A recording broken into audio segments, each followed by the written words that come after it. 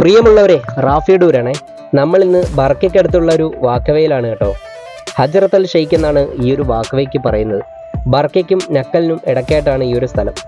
ഈ ഒമാനി പറിച്ചുകൊണ്ട് പോകുന്നത് ഓറഞ്ചാണ്. ഞാനിപ്പോൾ നിൽക്കുന്നത് ഓറഞ്ച് തോട്ടത്തിലാണ് കേട്ടോ.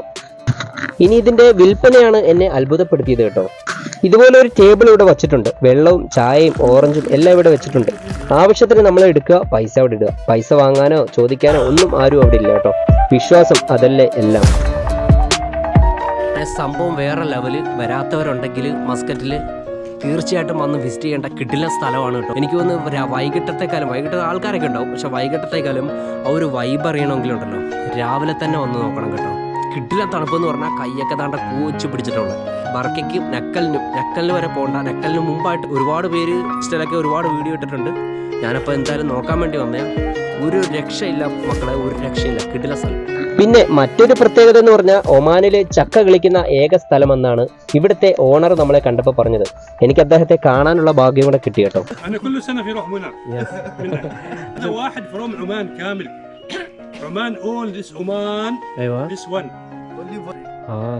ആകെ ഒമാനിൽ ഇവിടെ മാത്രമേ ഇത് കളിക്കുന്ന സ്ഥലമുള്ളൂ കേട്ടോ, ഈ ജാക്ക് ഫ്രൂട്ട്. നമ്മുടെ നാട്ടിൽ ഒരുപാട് വരുന്നത്.